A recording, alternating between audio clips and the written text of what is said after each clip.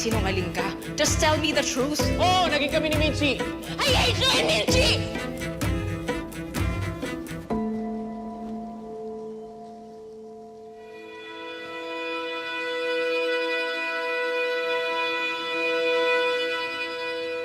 Dara, can you please stop drinking?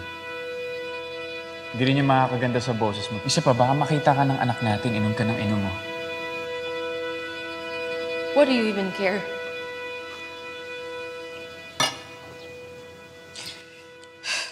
Masisisi mo ba kung nagkakaganito ako? You know what? This is all your fault eh. Isama mo pa si Minchi, mga walang hiya kayo.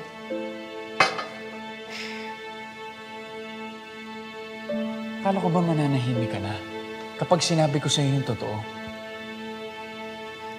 Ba nagkasundo na tayo na kakalimutan na natin yan? Sa tingin mo ba ganun kadaliin sa akin dito? You cheated on me. Niloko mo ko eh. At sa taong pinagkatiwalaan ko pa. And you expect me to easily move on from that? Hindi naman ako bato. Hindi naman ako manhid. Ano pa bang gusto mong gawin ko? Ano pang gusto mong gawin ko para patawarin mo na ako? Kasi sa totoo lang, nakakapahagod na rin eh. Pagod na ako sa kakasumbat mo at kakasisi mo sa akin ng lahat.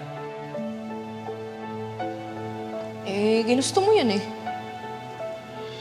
So deal with the consequences. Dalhin mo yan habang buhay. Okay. Then you know what? That's it. I've had enough. Siguro nga dapat hindi na lang kita pinakasalan. Siguro dapat sinunod ko na lang kung ano yung gusto ko noon. Siguro kung si Minchi ang naging asawa ko, hindi maging ganito ang buhay ko ngayon. Alam mo? Mabuti pa maghiwalay na tayo. Yun ang mas maganda nating gawin, Dara. Para iiwan mo ako. Iiwan mo ako. Para ano? Para magsama kayong dalawa ni Minchi?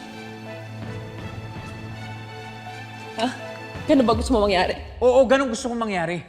Na dapat noon ko pa ginawa.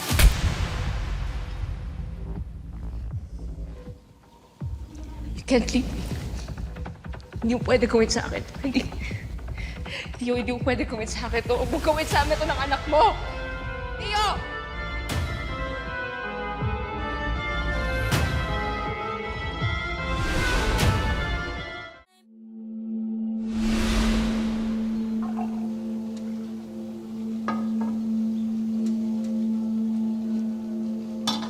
Anong sinabi mo?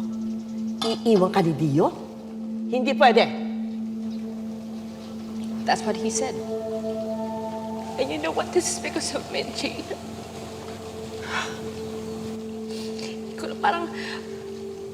Parang kahit wala na siya, hanggang ngayon, sinisira niya pa rin yung buhay ko.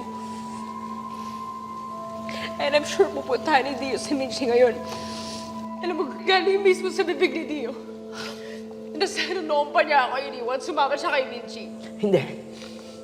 Hindi ko hahayaang mangyari yan. I will talk to Dio. Manda siya.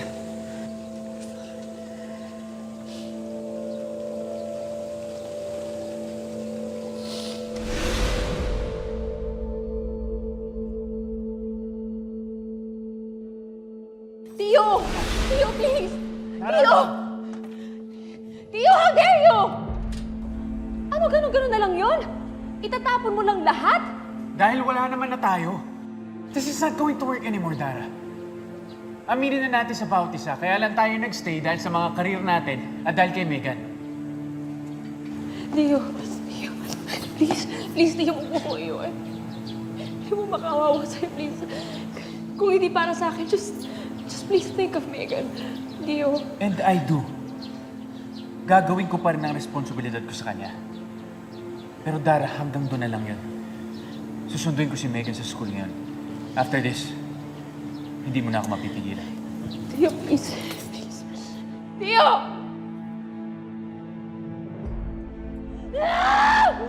Dara,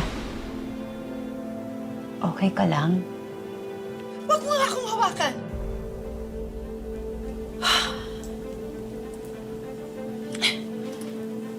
I'm sorry. I'm sorry. May naalala lang kasi ako. I think, bumalik lang tayo dun sa dati. Yung unang song ng Rosabellas, yung kakantahin natin. Excuse me.